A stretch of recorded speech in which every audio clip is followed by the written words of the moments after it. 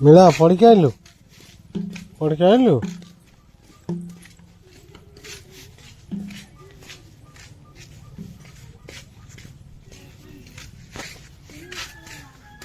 ରାବଣା କଣ ଯାଇନି ସ୍କୁଲ?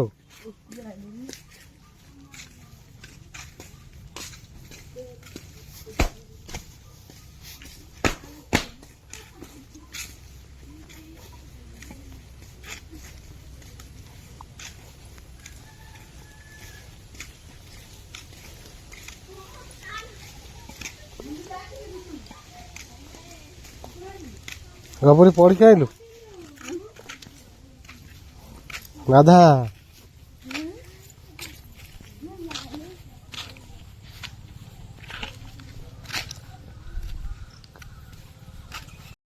ଜୟ ମା ସାର ସୁନ୍ଦରୀ।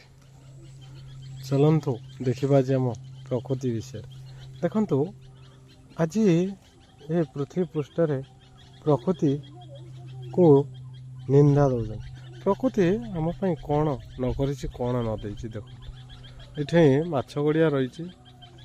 ମାଛ ପୋଖରୀ ଚତୁଃପାର୍ଶ୍ୱ ବିଭିନ୍ନ ପ୍ରକାର ଗଛ, ଆମ୍ବ, ନଡ଼ିଆ, ପଣସ, ଗୁଆ, ସଜନା, କଦଳୀ ଇତ୍ୟାଦି ଇତ୍ୟାଦି।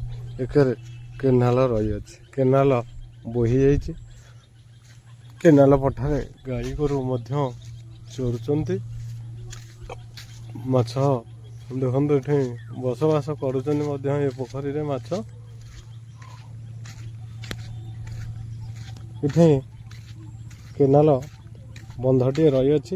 ଆଉ ଏଇଟା କେନାଲ ନଦୀଟିଏ ବୋହିଅଛି। ଏ କେନାଲ ବନ୍ଧରେ ପ୍ରାୟ ବହୁତ ଗୋରୁ ଗାଈ ବସବାସ କରୁଛନ୍ତି। ବହୁତ ଖୁସି ମନେ କରୁଛନ୍ତି। ଦେଖନା କାହିଁକି ଏଇଠି ରୁଆ ସରିଯାଇଛି। ଆଉ ଇଏ ହଳ ବୁଲା ହେଇଛି ରୁଆ ହବ ବୋଲି। କେବେ ନା କେବେ ରୁଆ ହବ ତା କହିବନି। ଏଠି ଛୁଆଟେ ଶୋଇଛି, ବାଛୁରୀ ଛୁଆଟେ। ତାକୁ ଦୁଇଟା ପତର ଦବା ଖାଇବ। କିବା ଖାଉଛି ନା ନାହିଁ।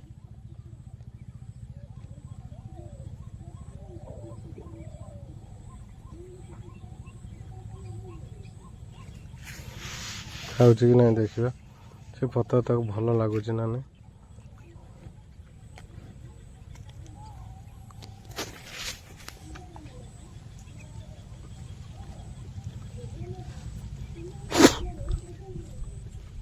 କ'ଣ ଶୋଇଥିଲା, ଉଠିକିରି କୁଣ୍ଡେଇ କାଣ୍ଡେଇ ହେଲାଣି। ପତର ଟିକେ ଖାଇଲାନି, କ'ଣ ଗ୍ରହଣ କରୁନି କାହିଁ।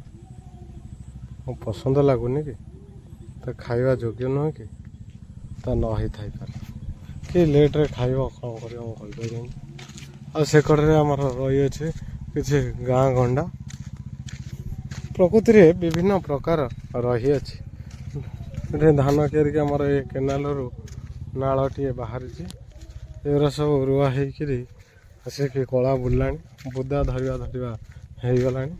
ଆଉ ଇଏ କେନାଲ ରାସ୍ତାଟିଏ ପାଣି ଜମିଛି, କିଛି ଶୁଖିଲା ଅଛି। ମୁଁ ଯାଉଛି ବର୍ତ୍ତମାନ ଆପଣମାନଙ୍କୁ ଲୁଣା ନଦୀ ଦେଖେଇବି। ଆମର ଲୁଣା ପଠାରେ ବହୁତ ପ୍ରକାର ଫସଲ ରହିଅଛି।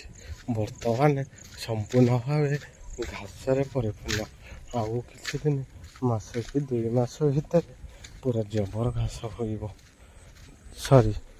ଆଉ ମାସେ କି 2 ମାସ ଭିତରେ ପୁରା ଜବର ଫସଲ ହୋଇବ। ଘାସ ଗୋଟିଏ ମିଳିବନି ଦେଖିବା ପାଇଁ। ଯାହା ସମ୍ପୂର୍ଣ୍ଣ ଦେଖିବେ ଫସଲ, ସମ୍ପୂର୍ଣ୍ଣ ଭାବେ ଫସଲ ଦେଖିବେ। ଆଉ ଘାସ ପାଇବେନି। ଏ ପ୍ରକୃତିରେ ପୁରା ଭରପୁର କାଠ ଫସଲ ଇତ୍ୟାଦି ଇତ୍ୟାଦି ଫସଲ। କୋବି, ମୂଳା, କାକୁଡ଼ି, ସୋରିଷ, ଫେସି, ଖସା, ବାଇଗଣ, ଆଳୁ, ପିଆଜ, ରସୁଣ, କଖାରୁ, ଝୁଡ଼ଙ୍ଗ, ବିମ୍, ବରଗୁଡ଼ି ଇତ୍ୟାଦି ଇତ୍ୟାଦି ସବୁକିଛି ଫସଲ ଆମ ଏ ପଠାରେ ରହିଛି। ଯେତେବେଳେ ଚାହିଁବେ ଆପଣମାନେ ଆସିପାରନ୍ତି ଏଠି କ୍ରୟ କରିକି ନେବା ପାଇଁ। ବହୁତ ସୁଲଭ ମୂଲ୍ୟରେ ଏବଂ ଫ୍ରେଶ୍ ପରିବା ପାଇଯିବେ।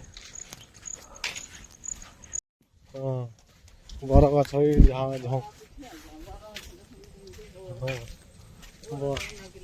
ବରଗଛ ବି ଚଢ଼ିଯିବ ନା। ମୁଁ ଆସିନି ବହୁତ ଦିନ ହେଲାଣି।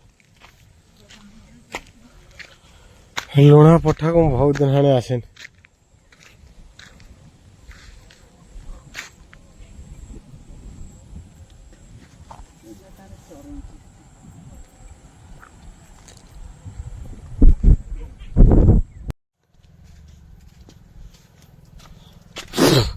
ଏ ପୋଲକୁ ଏ ଚାଖଣ୍ଡା ଗଛ ଭରିଦବ ଆଉ ନା, ବୁଝିଦବ ଏକରଟା ସେକରଟା ଚାଖଣ୍ଡା ଗଛ ହେଲାଣି ଏ କେନାଲ ପୋଲକୁ ନାଇଁ, ବୁଝିଦବ।